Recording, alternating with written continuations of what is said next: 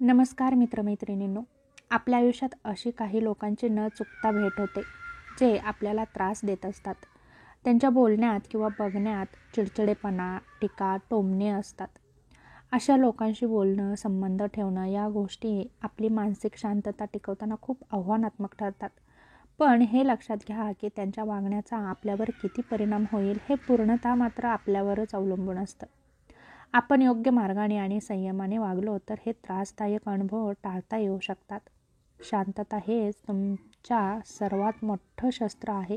कुणी कितीही त्रास देत असलं तरी शांत राहणं हेच उत्तम उत्तर आहे. त्रास देणाऱ्या लोकांचा उद्देशच असतो की तुम्हाला चिडवायचं, डिवचायचं आणि मग तुमच्या त्या मनस्थितीचा फायदा स्वतःसाठी करून घ्यायचा. ते असं वागून तुमच्यावर अंकुश ठेवण्याचा प्रयत्न करतात. तेव्हा तुम्ही शांत राहिला तर त्यांचा हा डाव सफल होणार नाही. शांत राहिल्याने तुम्हाला परिस्थिती विचारपूर्वक हाताळता येते. त्यांच्याशी वाद घालण्याऐवजी त्यांना दुर्लक्षित करा. यामुळे त्यांच्या लक्षात येईल की तुम्ही त्यांना भाव देत नाही. शांतता म्हणजे दुर्बलता नाही, तर तुमची आत्मशक्ती आहे. शांत राहून तुम्ही सहनशीलपणे त्यांना प्रत्युत्तर देऊ शकता. त्यांचं वागणं किंवा बोलणं तुम्ही स्वतःला लावून घेऊ नका. अनेक वेळा या लोकांचा त्रास हा त्यांच्या वैयक्तिक भावनांचा परिणामही असतो. त्यांच्या या वागण्यांमुळे स्वतःला कमी लेखू नका. प्रत्येक व्यक्ती आपल्या समस्यांमुळे त्रस्त असते आणि त्याचा राग मित्रांवर काढते. त्यांच्या बोलण्याचा तुमच्यावर परिणाम होऊ देऊ नका. त्यांच्या ह्या वागणुकीकडे तटस्थपणे पहा. जर तुम्ही त्यांच्या त्रासदायक वागणुकीकडे जर दुर्लक्ष केलं तर तुम्ही त्यांच्या सापळ्यात अडकणार नाही. यामुळे तुम्ही मानसिकदृष्ट्या अधिक बळकट बनाल. संयम राखून बोला. अशा लोकांशी उघड वाद घालण्याऐवजी त्यांना ठराविक शब्दात शांतपणे उत्तर द्या. आपल्या मर्यादांचं भान ठेवून संवाद साधा. जर ते वारंवार त्रास देत असतील तर त्यांना स्पष्ट शब्दात सांगा की त्यांचं वागणं तुम्हाला त्रासदायक वाटतंय. संयम राखल्यानं त्यांच्या नकारात्मक प्रतिक्रियांना उत्तर देण्याचा तुम्हाला मोह होणार नाही. संयम ही तुमची खरी ताकद आहे, जी तुम्हाला परिस्थिती हाताळण्यास मदत करते. अशा वागण्याने कदाचित तेही हळूहळू आपलं वागणं बदलतील. त्यांच्या बोलण्याकडे लक्ष देणं टाळा. जर कोणी सतत त्रास देत असेल तर त्यांच्या बोलण्याला जास्त महत्त्व देऊ नका. त्यांना उत्तर न देता त्यांच्या वागणुकीकडे दुर्लक्ष करा. त्रास देणाऱ्या लोकांना त्यांचं लक्ष वेधून घेण्यासाठी प्रतिसाद हवा असतो. जर तुम्ही दुर्लक्ष केलं तर त्यांचे नकारात्मक ऊर्जा तुमच्यापर्यंत पोहोचणार नाही. यामुळे तुम्ही तुमच्या कामावर लक्ष केंद्रित करा. पण जर त्याच वेळी काही वेगळी परिस्थिती निर्माण झालीच तर ती हाताळण्यासाठी मात्र स्वतःलाही तयार ठेवा. सरळ सीमारेषा आखून घ्या. तुमच्या आणि त्यांच्या वागण्यातील मर्यादा स्पष्ट ठेवा. त्यांना सांगा की त्यांचं वागणं केव्हा बोलणं तुमच्यासाठी योग्य नाही. त्यांना तुमच्याशी असं वागण्याचा अजिबात अधिकार नाही. असं स्पष्ट संवाद साधल्यास पुढील वेळी ते तुम्हाला त्रास देण्यापूर्वी विचार करतील. सीमारेषा आखल्यानं तुम्हाला तुमच्या स्वतःचं मानसिक आरोग्य नीट ठेवता येईल आणि दुसऱ्यांना तुमच्याशी योग्य रीतीने वागायला शिकवता येईल. नाहीतर अशा लोकांचा सहवास सहन करीत राहिलात तर मग तुमचा कार्यभाग बुडाला म्हणून समजा. मर्यादा वागताना हे लक्षात ठेवा की तुमच्या शब्दांमध्ये जबरदस्त आत्मविश्वास असावा. यामुळे ते तुम्हाला घाबरून राहतील आणि पुढे त्रास देण्याचं थांबवतील. त्यांना त्यांच्या चुकांचा आरसा दाखवा.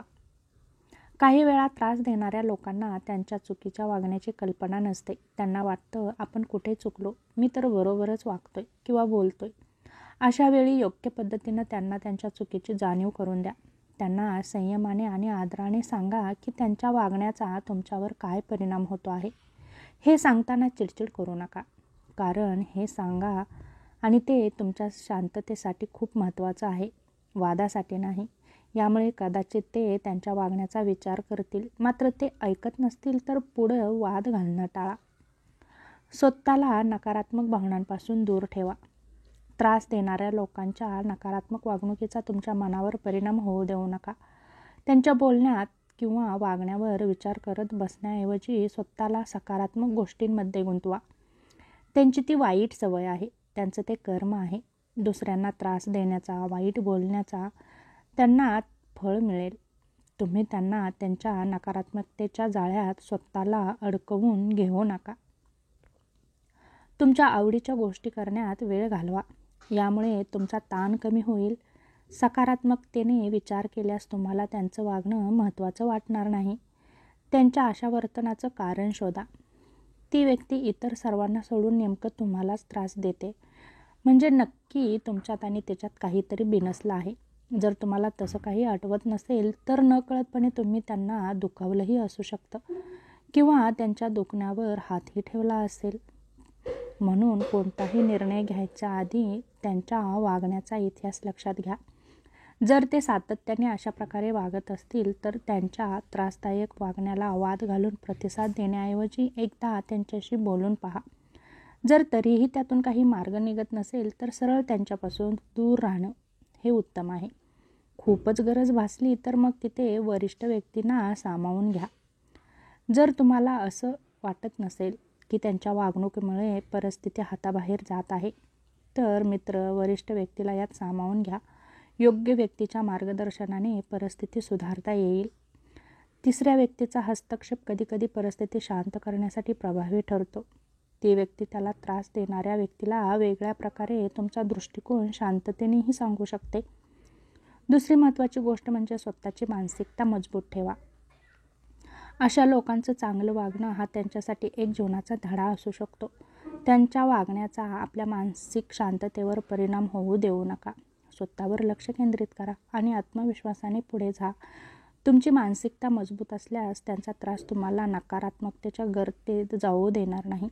स्वतःवर विश्वास ठेवल्याने कोणत्याही कठीण परिस्थितीला सामोरं जाणं सोपं जातं. त्रास देणाऱ्या लोकांचं सुद्धा नीट वागणं एक कला आहे. त्यांच्या वागण्याचा तुमच्या जीवनावर कधी परिणाम होईल हे तुमच्या दृष्टिकोनावर अवलंबून असतं. शांतता, संयम आणि सकारात्मक दृष्टिकोन यांचा योग्य वापर करून तुम्ही अशा लोकांशी जशास तसं मात्र सकारात्मक पद्धतीने वागू शकता.